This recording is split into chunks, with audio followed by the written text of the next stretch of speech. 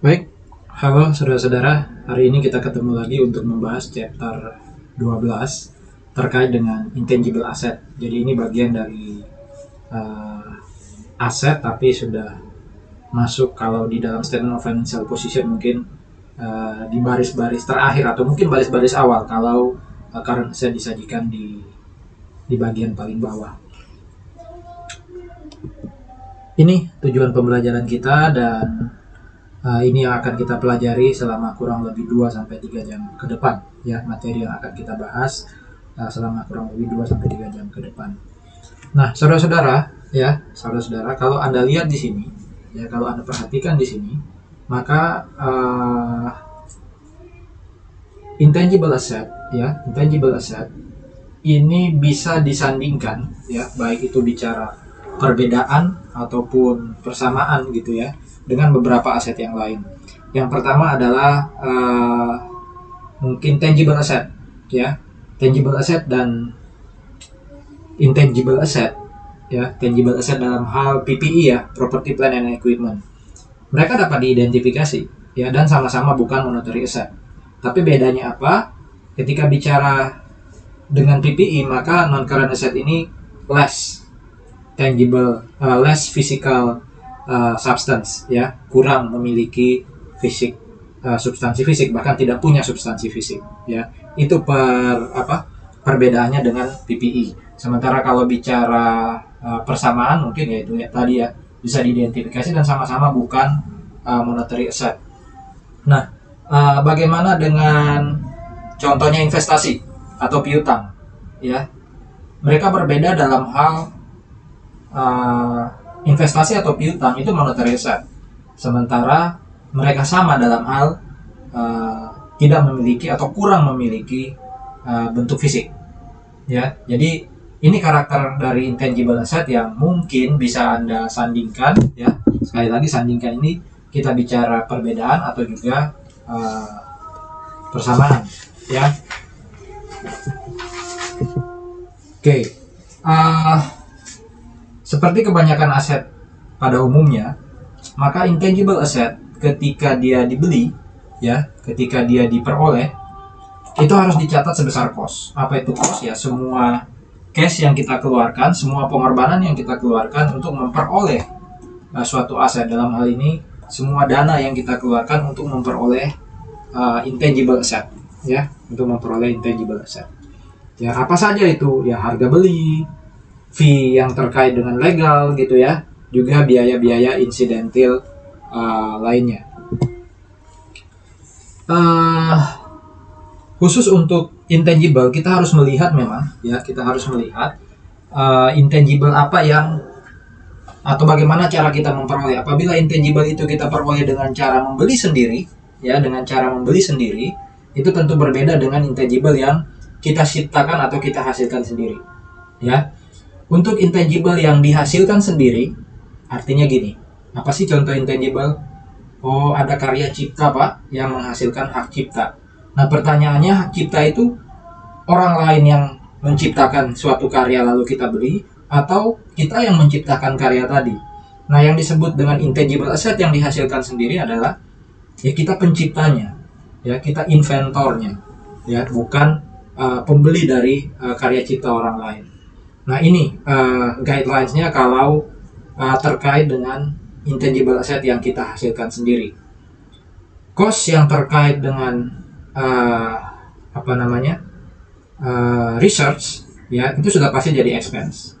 Jadi untuk menciptakan satu produk, ya, untuk menciptakan atau menghasilkan suatu produk, itu biasanya ada tahapan yang disebut tahap R&D, ya, research and development.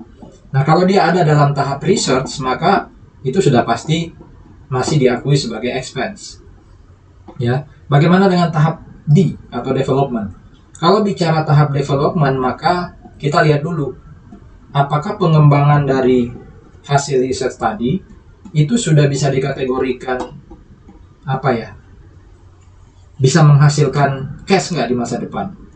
Kalau bisa, ya, kita harus akui dia sebagai expense, ya. Kita harus akui dia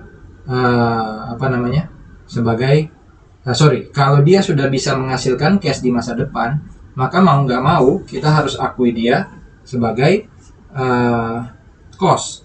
Tapi kalau tahap pengembangan tadi itu masih tahap pengembangan yang sangat awal, sehingga kita belum bisa melihat kemungkinan cash di masa depan, maka dia juga mirip seperti research, masuk sebagai bagian dari expense.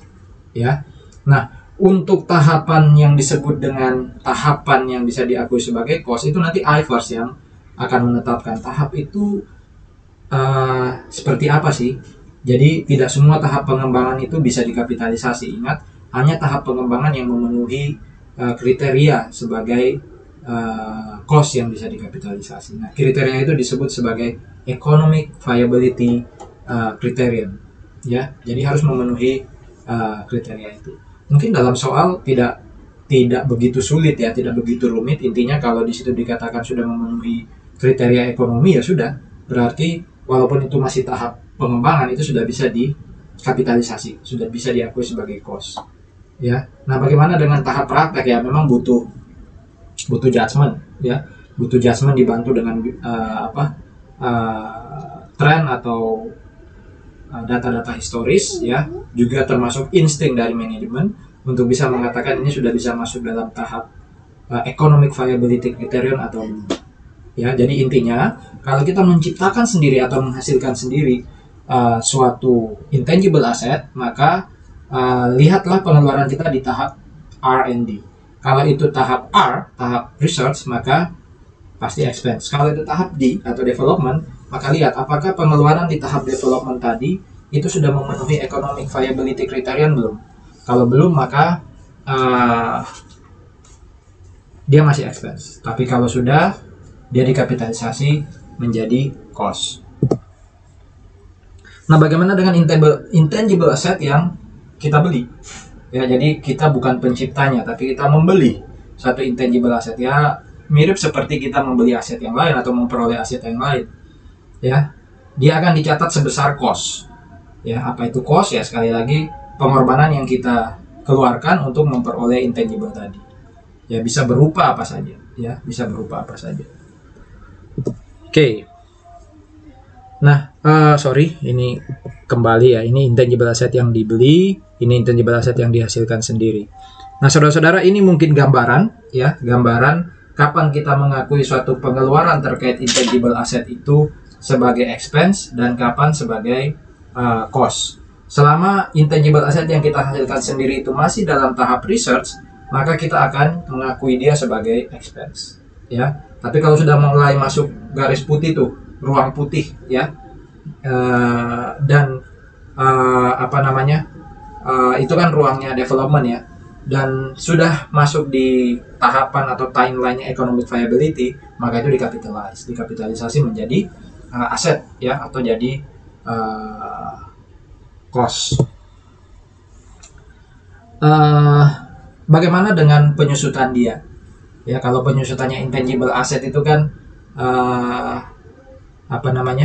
penyusutannya slide-nya agak sedikit terpengaruh. Bagaimana dengan penyusutannya intangible asset? Jika bicara penyusutan intangible asset atau lebih sering kita kenal dengan amortisasi, maka hanya intangible asset ya yang punya umur terbatas itu yang kita amortisasi. Ya, umur terbatas ya, limited life atau identified life gitu ya. Selama umurnya bisa kita estimasi ya, masa manfaat atau useful life-nya bisa kita estimasi, maka dia masuk dalam kriteria ini, umur terbatas. Berarti nanti ya amortisasinya selama masa umur tadi, selama useful life tadi. Apa itu useful life? Ya, periode di mana intangible asset tadi bisa memberikan cash flow buat kita. Ya. Dan amortisasinya tetap mirip sama seperti konsep penyusutannya PPI ya, sama seperti konsep depresiasi, yaitu hanya sebesar depreciable base atau amortizable base ya, yaitu cost dikurangi dengan estimasi residual value. Nah, yang agak berbeda dengan perlakuan akuntansinya penyusutan PPI adalah kreditnya itu bukan accumulated amortization, tapi langsung dengan mengkredit nama akun dari intangible asset terkait. Jadi kalau itu paten, langsung kita kredit paten.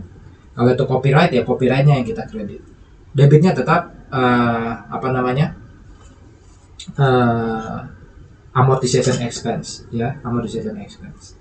Ya jadi itu yang direkomendasikan, walaupun mungkin dalam beberapa kasus tetap memilih mirip kayak PPI ya. Jadi amortization expense to accumulated amortization. Ya tapi yang direkomendasikan dan juga dalam rangka untuk pengerjaan soal nanti ya Anda pilih yang pendekatan kedua, yaitu amortization expense to intangible asset. Nama intangible asset yang terkait ya maksudnya itu. Jadi intangible assetnya ya dikaitkan dengan intangible asset yang sudah spesifik. Residual value dan useful life ya tetap dilakukan evaluasi, tetap dilakukan estimasi ulang setiap akhir tahun. Apakah memang estimasi residual value dan useful life itu masih masuk akal atau enggak. Oke, bagaimana dengan intangible asset yang umurnya tidak dapat diprediksi, tidak dapat diidentifikasi ya? Maka kesimpulannya adalah dia tidak dapat diamortisasi ya. Ya karena kalau pakai teknis paling gampang aja, amortisasi selama useful life. Nah useful life-nya kita nggak bisa prediksi, kita nggak bisa estimasi. Berarti kan kalau ada pembilang dan penyebutnya itu kan nggak tahu berapa lama kan. Nah secara teknis dari situ kita bisa simpulkan bahwa memang kalau penyebutnya tidak bisa diidentifikasi ya kita nggak bisa melakukan amortisasi ya. Itu berangkat dari aspek teknis tadi. Nah tapi untuk intangible asset yang umurnya tidak dapat diidentifikasi ini, itu harus dilakukan impairment test annually ya, tahunan ya. Jadi harus terus-menerus dilihat apakah carrying amount dari intangible asset yang terkait itu bisa di recover nggak, bisa dipulihkan atau bisa diperoleh nggak di tahun-tahun yang akan datang. Nah ini sebenarnya kalau mau dibilang ini sih kesimpulannya chapter ini. Belajar aja dari ilustrasi 12.2 ini kita bisa langsung simpulkan apa isi dari chapter 12. Jadi untuk intangible asset yang useful life-nya terbatas ya, yang useful life-nya dapat diprediksi atau diestimasi, maka ketika dia dibeli maka cash yang kita keluarkan itu dikapitalisasi ya. Tapi kalau kita menciptakan sendiri intangible asset tadi dengan umur yang atau useful life yang bisa diestimasi, maka dia pasti jadi expense ya. Amortisasinya gimana untuk yang limited life ya, selama useful life ya, selama useful life. Oke. Bagaimana dengan yang indefinite life atau yang useful life-nya tidak dapat diprediksi, tidak dapat diestimasi, maka cost-nya ya tetap dikapitalisasi apabila dibeli. Kalau diciptakan sendiri dia jadi expense ya. Tapi terkait amortisasi maka indefinite life tidak dapat diamortisasi. Satu yang insight yang bisa didapat dari ilustrasi ini adalah kalau Anda menciptakan sendiri ya intangible asset Anda ya, mau itu limited life atau indefinite life, nggak perlu amortisasi karena kan semuanya sudah jadi expense kan, semua sudah jadi expense ya kan, kecuali ada pembiayaan khusus, ada pengeluaran khusus yang memang harus dikapitalisasi ya. Yang internally created ini kan yang bisa kita kapitalisasi itu tahap development ya, yang yang sudah memenuhi economic viability kan. Plus lihat asterisk yang bawah, keterangan yang bawah, untuk internally created intangible asset semua pengeluaran yang terkait dengan direct cost seperti legal cost ya, biaya-biaya yang terkait dengan hukum ya, litigation fee lah semacam itu perlakuannya sama dengan development yang sudah memenuhi economic viability, yaitu dikapitalisasi. Nah dalam kasus itu tadi kalau dia dikapitalisasi, amortisasinya berapa lama? Nah lihat dia limited life atau indefinite life. Kalau internally created tadi dikapitalisasi tapi dia indefinite life, yang nggak ada amortisasi Sebaliknya kalau internally created dikapitalisasi, limited life berarti diamortisasi sebanyak atau selama useful life yang sudah di estimasi tadi. Ya, impairment test dilakukan ya untuk limited life dan indefinite life. Ya, secara tahunan perlu ada penghitungan impairment ya terhadap carrying amount ya atau carrying value. Nah, ini 6 kriteria utama dari intangible asset. Anda bisa langsung lihat slide aslinya ya, tapi di sini kelihatan kecil karena alasan teknis. Yang pertama adalah intangible asset yang terkait dengan marketing. Nanti kita lihat apa sih contoh intangible asset yang ada kaitannya dengan marketing. Yang kedua adalah customer related, jadi kaitannya dengan customer. Ya. Kemudian ada artistic related.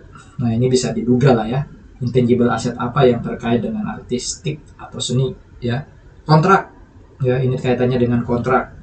Kaitan dengan penggunaan teknologi tertentu ya, teknologi related.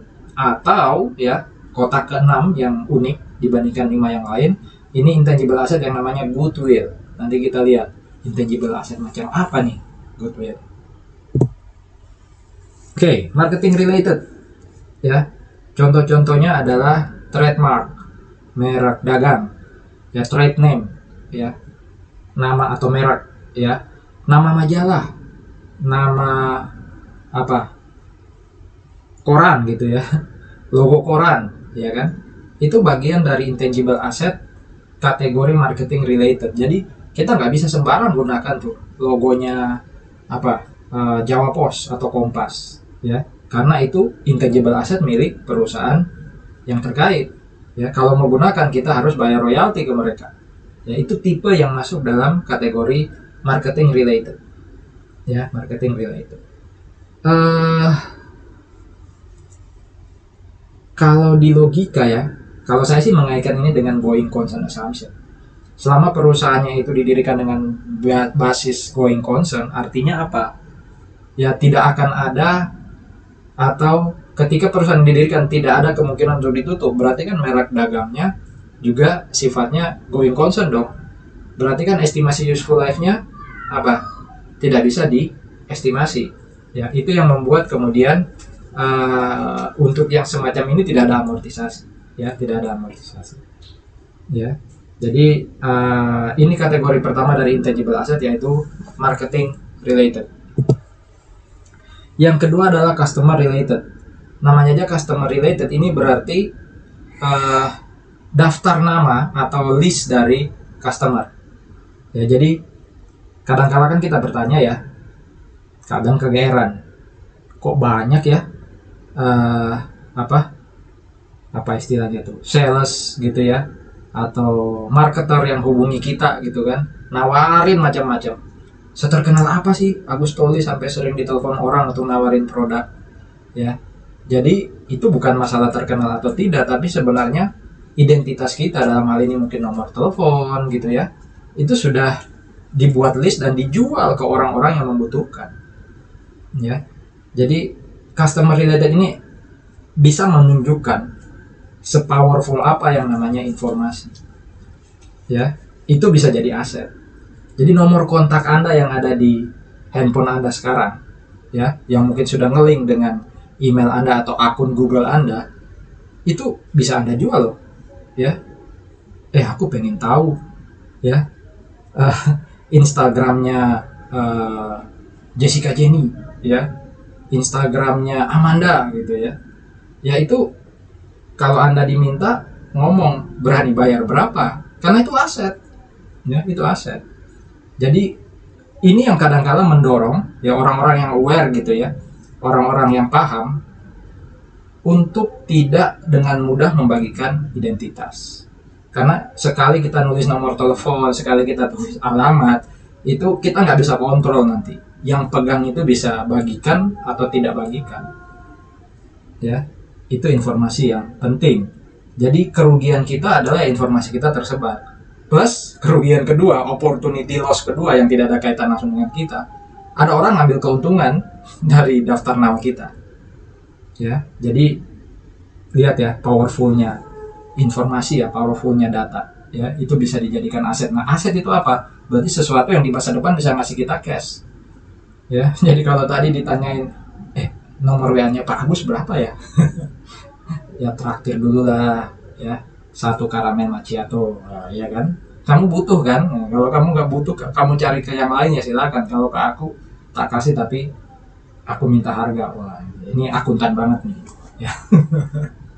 Gitu ya, itu yang disebut intangible asset yang terkait dengan customer. Nah, amortisasinya ya selama useful life, karena bisa jadi kita membutuhkan list itu hanya dalam 1 atau 2 periode tertentu, ya, 1 atau 2 periode tertentu. Ini contoh nih, perusahaan ini memperoleh customer list dari sebuah koran. Jadi penjual koran atau penerbit koran yang mungkin di zaman dulu masih jaya-jayanya itu punya list namanya pelanggan kan ya, alamatnya, nomor teleponnya, ya itu dijual ke perusahaan, dapat 6 juta tuh, ya, dapat 6 juta tuh yang punya list. Nah kita, karena kita yang beli, berarti kita kan keluar cash ya. Nah itu namanya intangible asset dengan nama customer list, itu nama asetnya, customer list, ya. Dan ini dikatakan useful life-nya 3 tahun, berarti setiap tahun ya, sejak 2011 akhir itu ya amortization expense to customer list, ya, amortization expense to customer list. Saya rasa ini nggak begitu sulit ya, tinggal memahami kapan dia masuk apa tadi, marketing related, kapan dia masuk di customer related. Nah ini yang saya katakan tadi, ini yang terkait dengan karya cipta gitu ya, drama, karya sastra gitu ya, hasil ciptaan Anda bikin TikTok itu bisa jadi artistic related loh ya. TikTok itu enak aja beli karya orang, dia makin ngetop gitu ya, padahal yang dilihatin hasil jogetan Anda, tarian Anda, dance Anda gitu kan. Ya itu kita bisa klaim tuh ke TikTok, minta royalti kalau video Anda sendiri yang diputar terus gitu oleh dia. Ya. Jadi ini namanya aja artistic related, berarti hasil karya cipta seni ya, buku dan semacamnya. Satu yang menarik Anda lihat, copyright atau hak cipta itu ya, saya juga ketika belajar ini baru aware gitu ya, bahwa hak cipta suatu karya sastra, suatu karya seni itu diberikan selama umur pencipta. Jadi kalau Anda punya artinya gini, kalau Anda pencipta lagu ya, lalu ada yang beli karya Anda, maka yang beli itu boleh mempopulerkan lagu Anda selama umur Anda plus 70 tahun. Ya. Apa maksudnya plus 70 ya? Kalau penciptanya meninggal dunia berarti masih ada 70 tahun lagi bisa dipakai. Ya. Apa yang terjadi kalau sudah melewati umur pencipta plus 70 tahun? Ya sudah nggak ada yang punya hak cipta. Ya, berarti tidak perlu lagi bayar royalti itu kalau kita pakai lagu-lagu itu untuk komersil. Makanya kan lagu-lagu daerah gitu ya, rangka pisang, suwe, ora jamu itu kita nyanyikan kapan aja gitu ya, dapat duit, nggak ada yang bisa klaim. Ya, bisa jadi mungkin pasti ada penciptanya, tapi kan sudah nggak diketahui, sudah cukup lama tuh. Ya. Nah ini diamortisasi selama useful life, jadi tergantung berapa lama useful life yang kita inginkan atau kita prediksi. Oke, contract related, Anda lihat ya, contract related ini itu logo McDonald ya, tapi sebenarnya bukan logonya yang dia jual. Kalau logonya yang dia jual atau logonya yang menjadi intangible asset itu berarti masuk yang pertama kan, marketing related ya, tapi sebenarnya sistemnya yang dia jual. Bahwa saya kalau beli intangible asset ke McDonald itu, beli intangible asset ke McDonald itu berarti yang saya beli apa? Franchise-nya, lisensinya, izin untuk dirikan satu tempat usaha ya, untuk bisa menghasilkan burger atau ayam gitu ya, seperti yang disajikan oleh McDonald yang ada di Amerika gitu ya, yang ada di kantor pusatnya. Ya, saya bayar sesuatu ke mereka supaya saya bisa melakukan proses produksi seperti yang ada di kantor pusat sana. Jadi ini kaitannya bukan dengan logonya, karena kalau logonya itu adalah marketing related. Ini kaitan dengan sistem atau proses produksinya yang jadi acuan kita untuk mengenakan harga kontrak. Ya, ini tergantung ya, franchise atau lisensinya itu terbatas atau tidak. Kalau terbatas umurnya ya amortisasi selama masa franchise. Kalau tidak terbatas ya itu berarti tidak ada amortisasi. Ini apalagi nih, teknologi related. Ya lebih ke arah, saya lagi kalau ada merek dagang di situ, ini bukan marketing related ya, tapi lebih ke arah teknologi yang sudah dihasilkan oleh Canon atau Merck gitu yang kita gunakan ya. Jadi eh, ada mesin fotokopi tuh di kantor, tapi mesin fotokopi itu bukan mesinnya sebenarnya yang kita beli, tapi teknologi yang terkait dengan mesin tadi. Itu makanya mesin itu nggak pernah bisa dibeli, nggak pernah jadi milik kita, tapi kita sewa atau kita apa pinjam pakai dari Canon pada contohnya. Ya jadi kita gunakan teknologinya, bukan gunakan merek dagangnya. Kalau gunakan merek dagangnya, sekali lagi kita pakai marketing related. Kita tidak pakai sistem produksinya, sistem kerjanya tidak, tapi yang kita pakai teknologinya, ya hasil yang diciptakan melalui proses research and development oleh Canon contohnya. Ya, nah biasanya ya yang kita kenal, yang kita aware dan masuk dalam teknologi related ini apa? Paten. Ya, jadi ada orang yang menciptakan produk, patennya kita beli, kita bisa pakai teknologi hasil paten tadi, ya tapi kita juga bayar royalti ke pencipta. Ya, nah berapa lama itu ya tergantung useful life, ya. Atau di sini ada pembandingan useful life dan legal life, tergantung mana yang lebih panjang. Kalau useful life lebih panjang ya selama useful life dia diamortisasi. Tapi kalau legal life lebih panjang ya dia diamortisasi sepanjang legal life, ya sepanjang legal life. Oke, ini teknologi related. Contohnya kita beli bukan kita beli nih, ini kita menciptakan satu teknologi tapi kita patenkan, ya keluar uang 180, ya sudah, nanti ini jadi aset kita, paten to cash. Orang kalau mau pakai teknologi kita, dia bayar royalti ke kita. Jadi ini contoh dari internally created intangible asset. Waktu diamortisasi ya sudah, amortization expense to paten atau nama intangible asset yang terkait. Harusnya nggak sulit ya, so far bisa diikuti ya. Nah ini yang mungkin agak unik ya, karena berbeda sendiri dibandingkan intangible asset lain. Jadi dia nggak bisa masuk marketing, ya, artistik, teknologi, ya kan, customer, nggak bisa dikategorikan ke sana. Ya, kita lihat ya apa itu intangible asset yang namanya goodwill. Jadi goodwill itu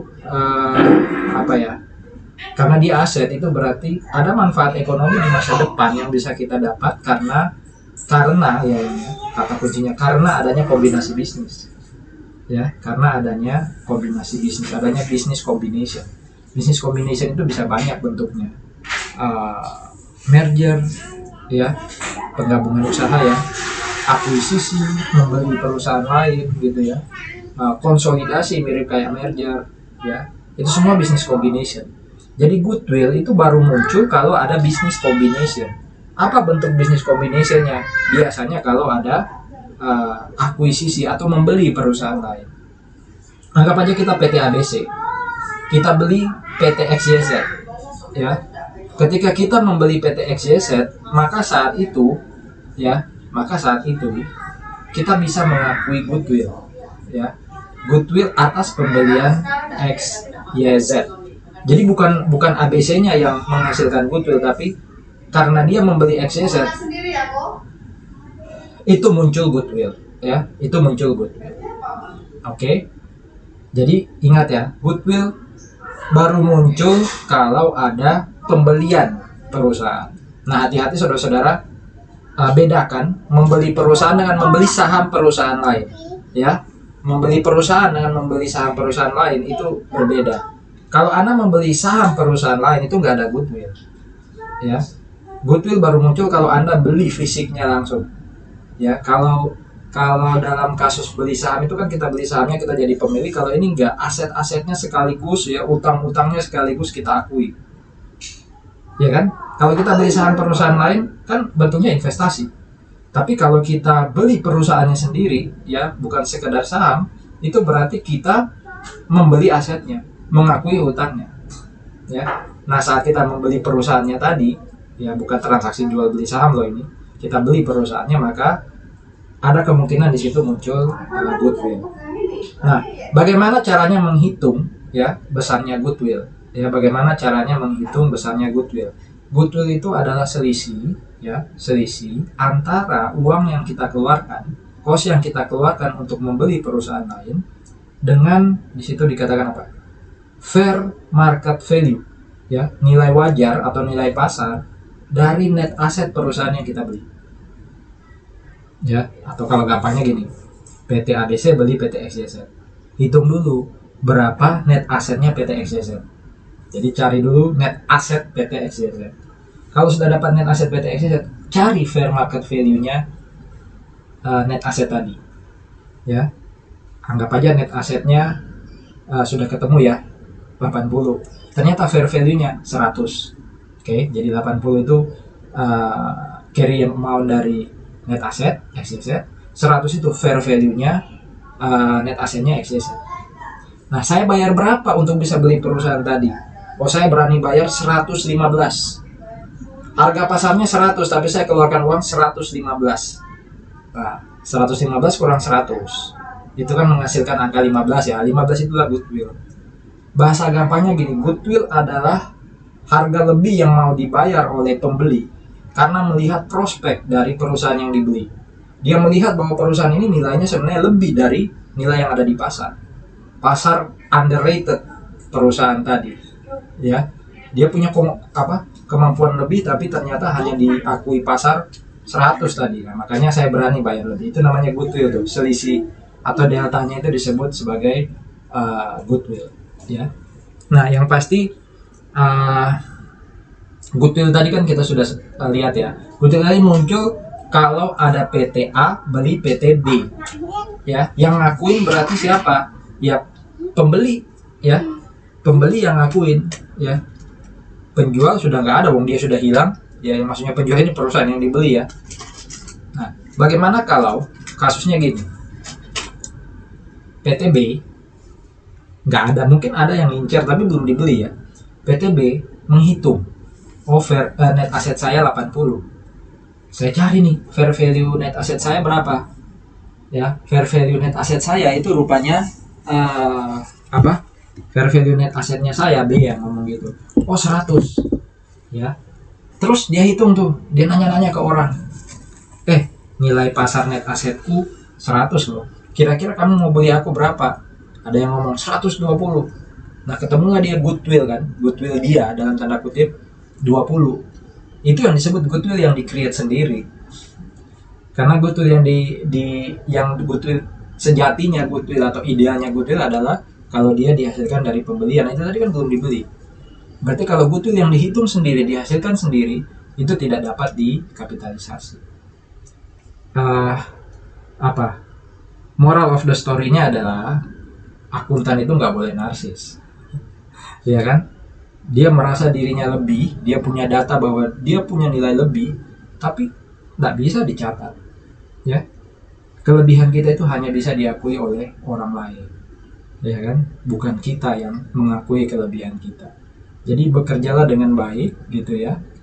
Buktikan dengan karya-karya kita tanpa perlu menganggap kita lebih dibanding yang lain. Biarkan hasil kita, karya kita yang bicara, ya kan? Biarkan pekerjaan kita yang bicara. Jadi belajar aja yang benar, gitu ya. Biarkan nanti KHS kita yang bicara.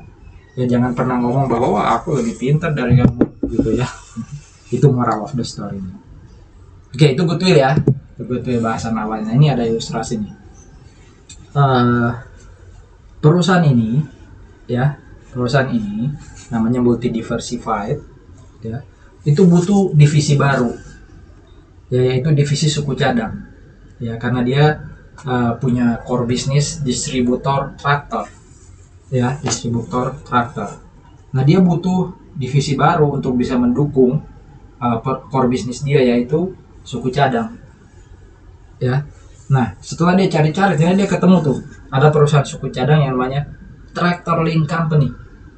Nah, di bawah ini adalah laporan keuangannya Tractor Link Company, ya. Ada aset, ada equity di situ, ya. Ada aset, total aset, dan ada total equity dan liabilities, ya. Ini yang namanya carrying amount. Oke, ini yang namanya nilai buku, ya, dari aset, dari liability, dan dari equity. Ingat, yang mau kita cari tadi apa? Net asset. Apakah kelihatan net asetnya di sini? Kan belum. Cari dulu net asetnya. Berapa sih net asetnya? Ya.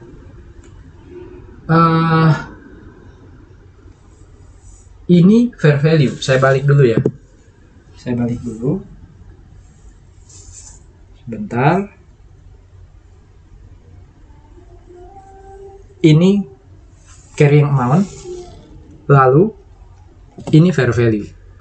Oke. Ya. Jadi apa namanya? Kalau Anda lihat data sebelumnya tadi, itu adalah data carrying amount ya, dari aset, liability dan equity. Yang mau kita carikan net asset. Apa itu net asset? Saya lanjut dulu. Net asset itu adalah selisih antara total aset dan liabilities. Atau dengan kata lain, sebenarnya net asset itu apa? Betul, equity. Jadi bahasa lain dari equity itu net asset. Ya. Jadi kalau Anda pengen tahu berapa carrying amount-nya net asset, itu bisa dilihat aja di sini. Ya, carrying amount-nya net asset adalah 255.000 kurangi 55, berarti 200.000. Itulah net asset kita, tapi carrying amount. Ya, nilai tercatat. Oke. Kita kan tidak pakai nilai tercatat untuk hitung goodwill, kita pakai fair value karena biasanya ada informasi fair value dari net asset. Ini fair value-nya. Apa itu fair value ya? Nilai dari aset atau liability di pasar. Anda bandingkan nanti ya fair value ini dengan apa namanya? Dengan carrying amount. Ya. Jadi carrying amount yang ada di neraca atau yang ada di statement of financial position. Fair value itu yang nilai di pasar. Ya. Nah, Anda nggak perlu lihat lagi carrying amount karena yang mau kita carikan tadi fair value kan. Ya. Jadi pertama langkahnya tentukan berapa net asset. Kalau sudah dapat net asset, hitung fair value-nya ya dari net asset tadi. Apa itu net asset? Total aset kurangi liabilities. Ya, semua ini diketahui di soal. Oke, nah di sini ketemu tuh fair value net asset berapa? 350. Tadi kalau carrying amount-nya berapa? 200 ya. Berarti di pasar nilai kita lebih tinggi ya. Dari mana, Pak? 200. Tuh lihat. 255 kurangi 55 current liabilities. Itu net aset kita secara buku, secara tercatat kan. Berarti 200. Nah, ini fair value kita 350. Berarti kita punya apa? Kenaikan nilai di pasar sebesar 150.000 ya. Nah, berapa goodwill-nya? Bukan 150.000 karena goodwill itu dihitung dari perbandingan atau selisih dari cash yang dibayar oleh pembeli dengan fair value net asset. Fair value net asset 350. Berapa cash yang dibayar? 400. Berarti ada goodwill berapa? 50.000. Siapa yang nyatat? Bukan Tractor Link, tapi multi diversified. Jadi tidak pernah ada goodwill yang dicatat oleh perusahaan sebagai goodwill dia sendiri, tapi goodwill dari perusahaan lain yang dia beli. Ya. Nah, itu tuh goodwill-nya jadi 50.000 kan? 400.000 cash yang dibayar, 350.000 itu fair value-nya. Ya, betul, 50.000 itu fair value-nya. Ya. Nah, bagaimana? Siapa? Multi diversified membuat jurnal. Ya sudah, dia mengakui semua aset dari Tractor Link, termasuk semua liabilities dari Tractor Link. Tractor Link hilang. Ya. Jadi bukan jual beli saham nih. Kalau jual beli saham Tractor Link masih ada. Kalau ini Tractor Link hilang, semuanya dialihkan ke multi diversified. Pertanyaannya, multi diversified ketika buat jurnal ini didasarkan pada apa? Pada carrying amount atau fair value? Ya, Anda tinggal apa? Tinggal trace saja ya nilai-nilai ini ya ke nilai yang di depan. Ini nilai apa? Harusnya nilai fair value. Ya. Anda jangan bingung dengan dua cash di situ ya. Ada cash 25.000 itu cashnya si Tractor Link yang diakui multi diversified. Terus yang 400 apa? Itu cash yang dikeluarkan multi diversified kepada Tractor Link karena dia membeli Tractor Link. Pak, boleh nggak cashnya langsung dikredit 350.000? Boleh-boleh aja sih. Lebih efisien. Cuma ini kan contoh untuk memperlihatkan bahwa ada cash yang diakui milik Tractor Link sudah jadi milik multi. Ada cash yang dikeluarkan multi untuk membeli Tractor Link. Harusnya nggak sulit untuk dipahami. Ya. uh, masa manfaat goodwill itu unidentified, ya, unlimited. Lebih karena itu tadi, ya, karena kita membeli perusahaan lain, ya, perusahaan lainnya itu nggak bubar loh ya. Tractor Link nggak bubar, divisi Tractor Link, tapi dibeli oleh siapa? Multi diversify. Nah, kalau asumsinya going concern, berarti kan suku cadang tadi ya, divisi suku cadang nggak akan pernah tutup. Berarti goodwill nggak akan pernah bisa diidentifikasi berapa lama. Makanya dia tidak diamortisasi, tapi harus terus-menerus dievaluasi, ya, apakah terjadi impairment atau tidak. Ya. Pak, mungkin nggak ya harga beli tadi kan 400 dibanding 350, harga belinya cuma 325, ya, walaupun fair value-nya 350 dari net asset, bisa nggak harga belinya 325? Bisa aja. Jadi kalau tadi saya katakan goodwill ini adalah evaluasi lebih dibandingkan harga pasar, ini justru melihat ini overrated nih. Pasar terlalu terlalu ngasih nilai dia lebih, harusnya nggak layak dibayar 350, saya bayar 325. Nah, 25-nya itu diakui nggak Pak? 350 kurang 325, iya, itu gain sebenarnya. Siapa yang ngakuinnya? Pembeli dong, ya, pembeli. Jadi nanti jurnalnya mungkin saya balik ke sini, jurnalnya seperti ini, ya, tapi cash 400 itu berubah menjadi 325, ya. Nanti 25.000 sisanya di kredit itu diakui sebagai gain oleh multi diversify, ya, gitu ya. Itu logika yang dibangun kalau terjadi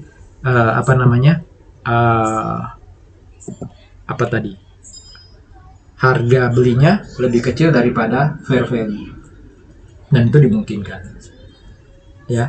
Istilah lainnya adalah bargain purchase. Berarti bisa jadi mungkin memang nilainya 350, tapi yang beli ini jago nawar.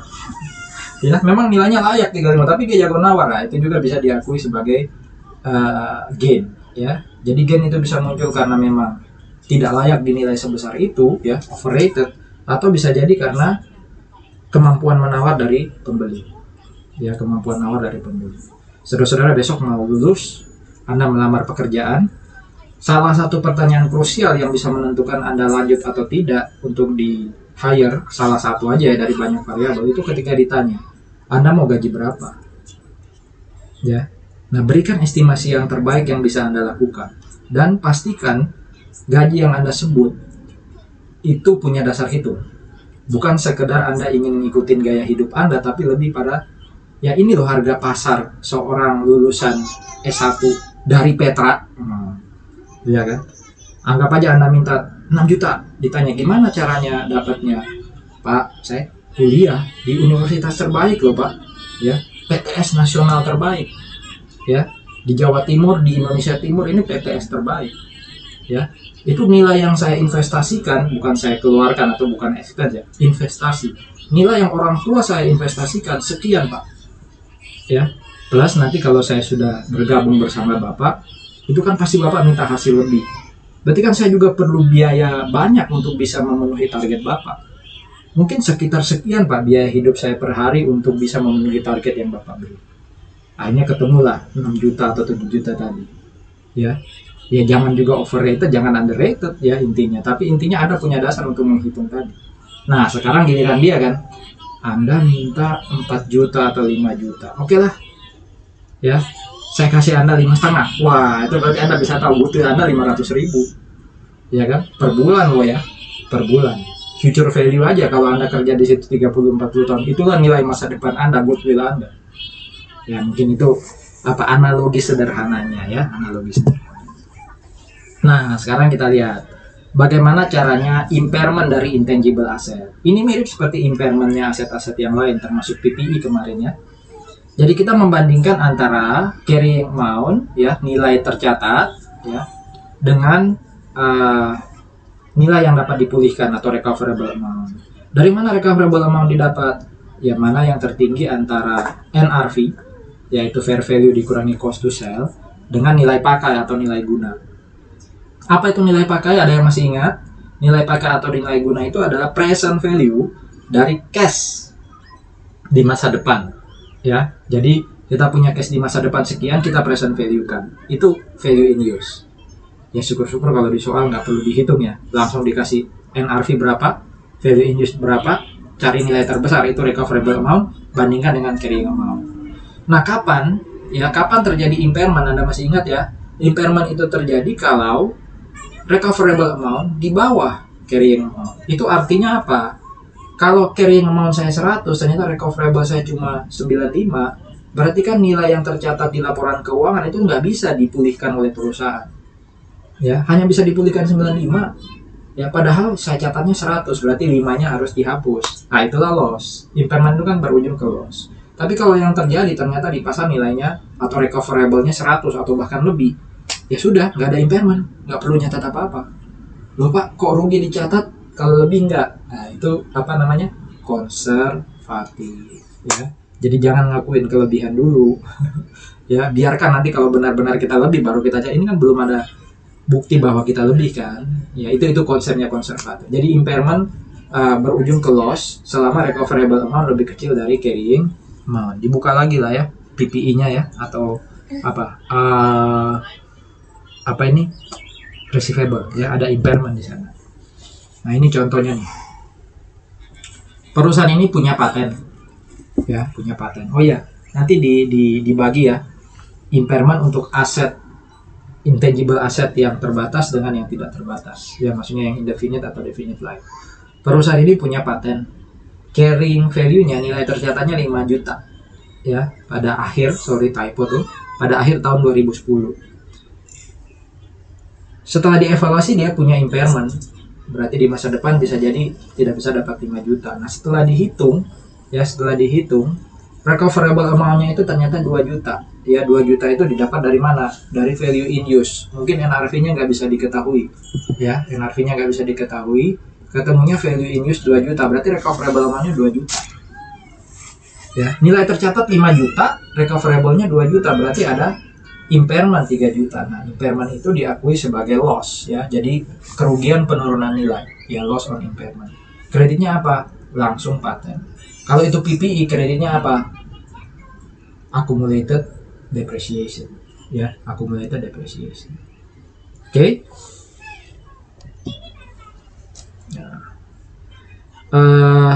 Carrying bisa nggak impairment itu dipulihkan? Bisa. Seperti yang kita pelajari sebelumnya, silakan. Ya, selama pemulihan itu tidak melebihi 3 juta dalam kasus ini. Jangan sampai nanti dipulihkan terus, ternyata waktu dipulihkan sudah 3.500.000, itu nggak masuk akal. Bukan nggak masuk akal, tapi tidak akan diakui. Ya, jadi hanya diakui selama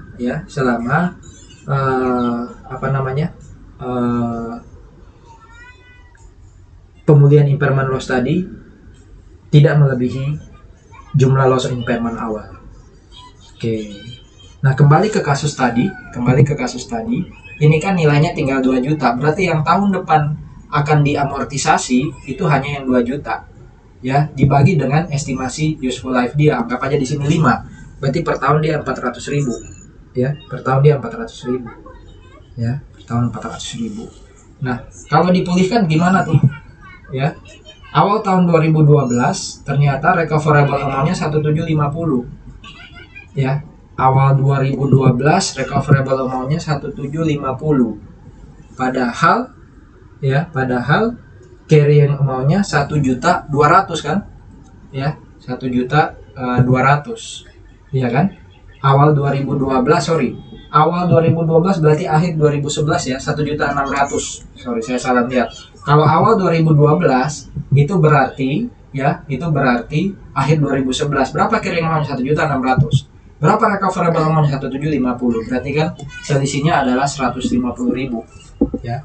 Nah, 150.000 itu kan naik 16 jadi 1.750. Itu berarti ada recovery dari kerugian bulan atau tahun lalu. Ya. Berarti patennya nambah, tapi kreditnya bukan loss on impairment yang melainkan recovery of impairment loss. Ya, ini other revenue ya, other income. Karena di kredit berarti kan jadi revenue, ada revenue. Ya, selama naiknya ini terus terjadi silakan dipulihkan selama nggak melebihi berapa tadi loss awal.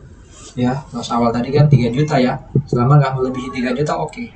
Ini kan 150 masih masuk dalam range 3 juta. Tahun depan naik lagi berapa? 250 masih bisa. Ya, 400.000 berarti masih oke. Sampai tahun depan nanti naik 3 juta 100 udah nggak bisa. Maksimal yang naik adalah 3 juta. Ya, terpulihkan 3 juta. Nah, bagaimana dengan intangible asset yang umurnya indefinite, unlimited, tapi ini selain goodwill? Impairment test dilakukan tahunan, ya, sama recoverable dibandingkan dengan carrying amount. Impairmentnya terjadi kalau recoverable ternyata lebih kecil dari carrying amount, sama aja sebenarnya. Ya, ini contoh nih, ini contoh. Ini intangible asset yang indefinite tapi selain goodwill ya, selain goodwill.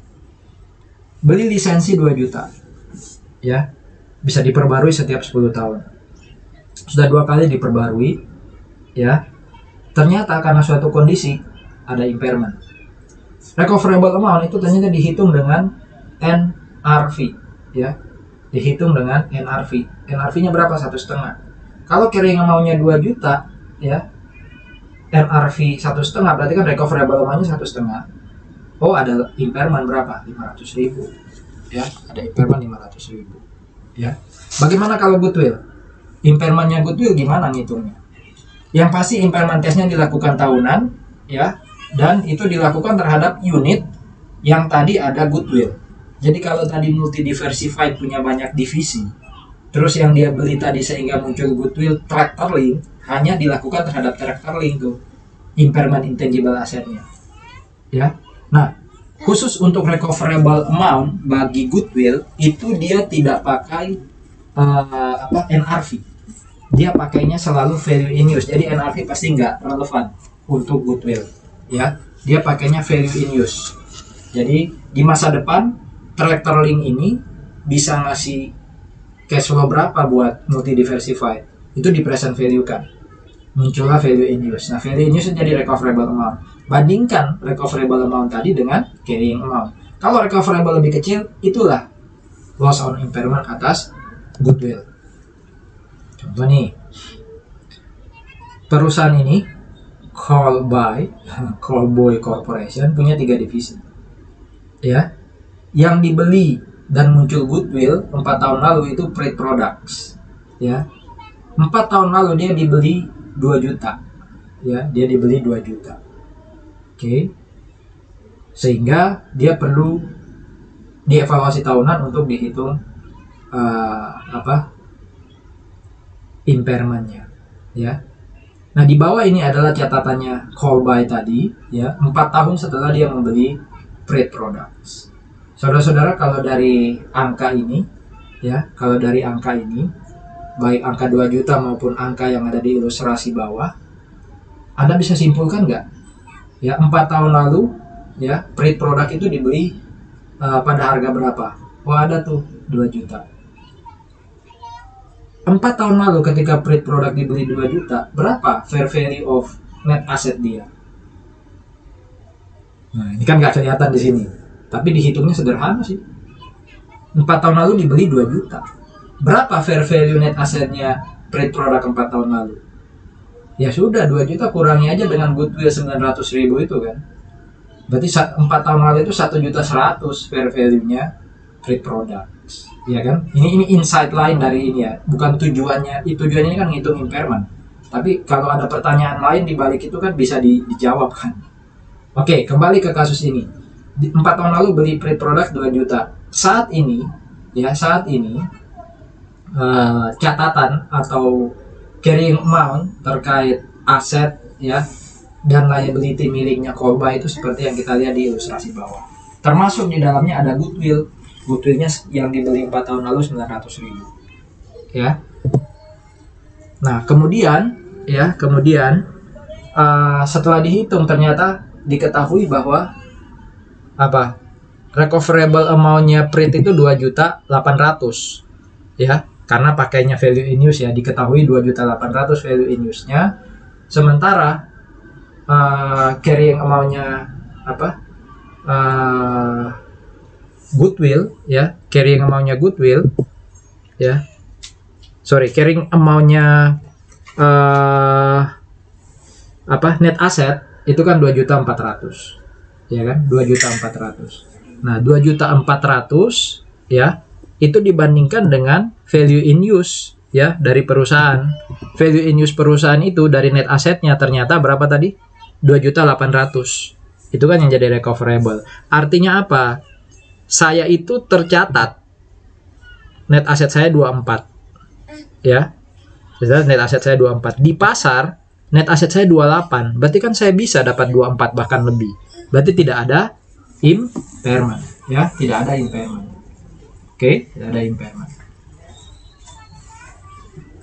Oke. Nah, bagaimana kalau ternyata recoverable amount-nya ya, recoverable amount-nya net asset ya, recoverable amount-nya net asset itu 1,9 ya, 1,9 ya, berarti value in use-nya 1,9 kan jadi recoverable amount. Oh, ada impairment sebesar berapa? Ya 500 ya kan, berarti yang berkurang goodwill-nya ya kan. Goodwill-nya bukan lagi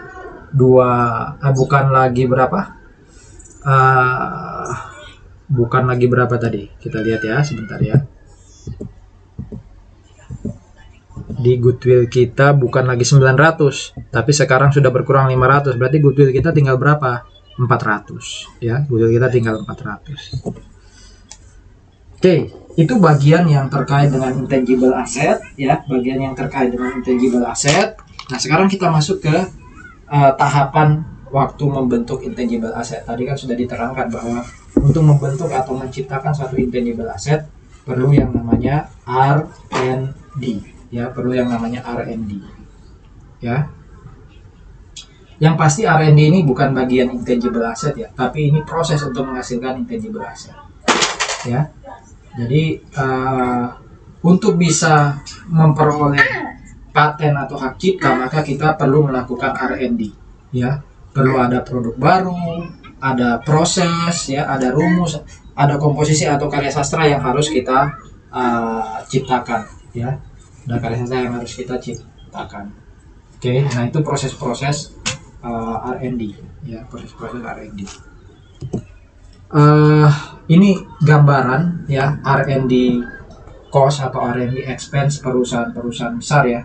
Ada yang sampai berapa tuh, hampir 20%. Jadi memang butuh penelitian terus, butuh pengembangan terus ya untuk bisa menghasilkan produk-produk unggul. Nggak bisa puas dengan hasil produk sekarang, apalagi di masa-masa apa yang namanya disrupsi kayak gini kan, berarti perlu banyak inovasi. Nah, inovasi itu dihasilkan melalui proses R&D. Nah, seperti yang disampaikan di awal tadi, kalau itu masih tahap research maka jadi expense. Kalau masuk tahap development ya, selama dia belum economic viability maka dia masih expense. Tapi kalau sudah masuk di economic viability, dia akan jadi cost. Dia akan jadi cost, ya.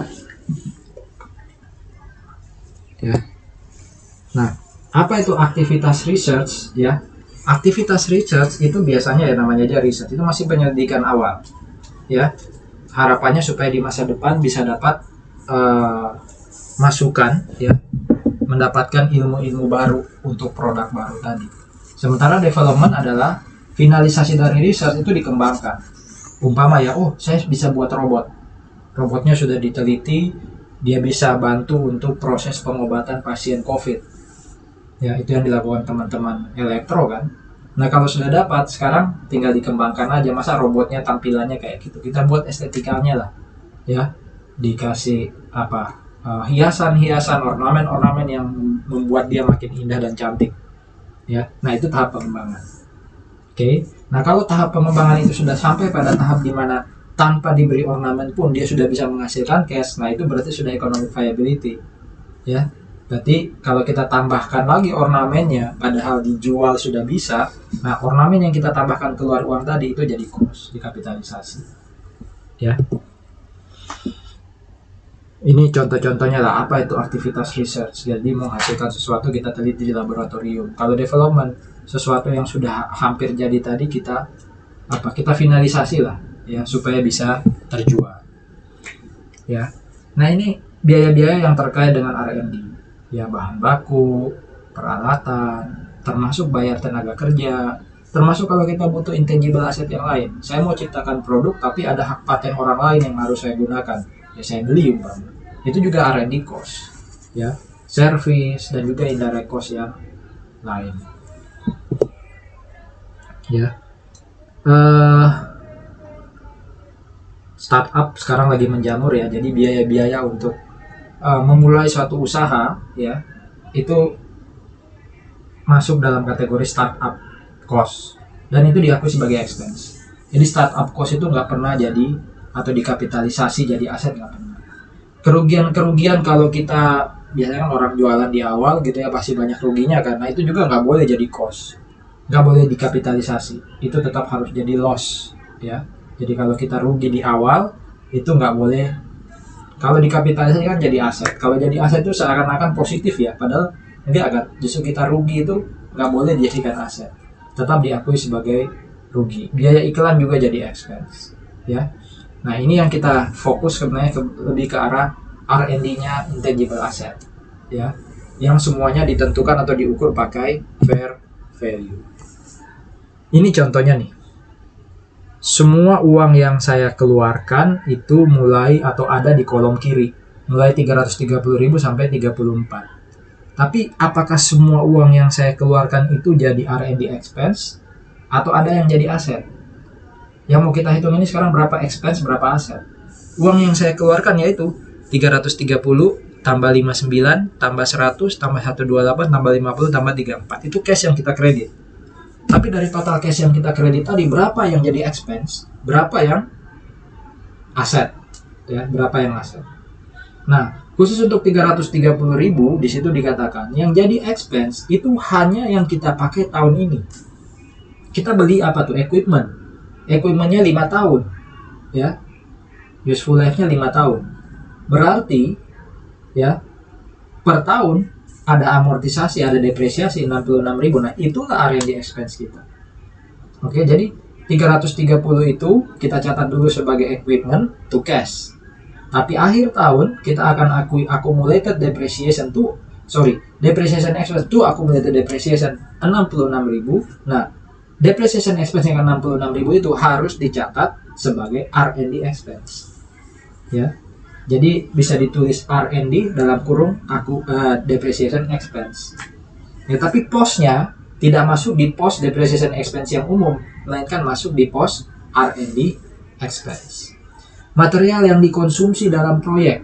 Berarti saya punya material, punya bahan baku yang sudah dipakai sekarang di proyek tahun ini. Oh, itu berarti boleh jadi expense. Biaya konsultasi, ya. Oh, boleh jadi expense. Cost tenaga kerja, semua juga jadi expense. Indirect cost, semua boleh jadi expense. Nah, bagaimana dengan material yang dibeli tapi baru dipakai tahun depan? Berapa tuh? 34.000. Oh, itu belum boleh jadi expense. Berarti dia masih jadi aset. Namanya apa? Ya, bisa supplies gitu ya. Intinya dia jadi aset. Kalau Anda lihat, kita beli material 34.000 tahun ini untuk dipakai tahun depan. Itu sebenarnya posisinya sama seperti yang baris kedua tuh. Ada material yang dikonsumsi tahun ini. Jadi sebenarnya 59 ini kan dibeli tahun lalu. Dia baru jadi expense ketika dia dipakai. Kapan? Tahun ini. Makanya dia boleh jadi R&D expense. Nah, yang 34, kapan dia jadi expense? Dia tahun depan kalau dia dipakai. Kalau tahun ini masih jadi aset. Ya, berarti kalau ditanya berapa R&D expense-nya, langsung aja lihat 403. Sisanya berapa? Berarti 330, Anda sum ke bawah sampai 34, kurangi 403. Sisanya itu yang masih dicatat sebagai aset. Aset apa ya? Tergantung. Tadi supplies, ya, juga ada yang jadi equipment. Oke, semoga dipahami ya. Pokoknya intinya, kalau itu sudah dipakai tahun ini, apapun bentuknya itu jadi expense. Dan itulah R&D expense kita. Kalau masih ada yang tersisa untuk dipakai tahun depan, ya itu masih jadi jadi cost. Nah, ini ada beberapa contoh ya penyajian intangible asset ya. Intangible asset yang disajikan di dalam statement of financial position harus merupakan item yang terpisah ya. Jadi tidak boleh disatukan dengan aset yang lain. dilaporkan seperti TPI ya. Tapi kontra account-nya tidak disajikan, berarti akumulasi tadi ya, akumulasi kontra account itu kan berarti lawan. Kalau di aset PPI kan ada accumulated depreciation, ini kan ada namanya accumulated amortization, nggak disajikan, nggak ditulis. Walaupun di jurnal Anda tulis accumulated amortization, dia nggak disajikan. Atau kalau tadi Anda pilih langsung mengkredit nama intangible asset, berarti kan otomatis juga dia tidak kelihatan. Ya, intangible asset itu disajikan terpisah satu dengan yang lain. Ya, itu intangible asset yang tadi kita hitung ada 10 itu harus disajikan terpisah satu dengan yang lain. Ya, kalau di income statement apa yang terkait dengan intangible asset ya? Amortization expense dan juga tadi loss on impairment kan? Itu yang ada kaitannya dengan intangible asset. Ini contoh penyajiannya. Kalau di income statement, yang bawah itu contoh penyajian di statement of financial position atau balance sheet, ya kan? Itu R&D expense tuh di dalam income statement. Ya, jadi kalau ada depreciation expense, jangan masukkan dia di selling general and administrative, masukkan dia di R&D. Selama depreciation tadi kaitannya dengan R&D loh ya. Kalau depreciation-nya bukan terkait R&D, maksudnya di SGA. Ya, selling general and administrative. Saudara-saudara, itu ya yang jadi pembahasan kita hari ini. Semoga dipahami. Nanti kalau memang ada pertanyaan silakan Anda ajukan baik dalam pertemuan live kita maupun melalui line group kita ya. Sampai ketemu. Tuhan memberkati kita semua.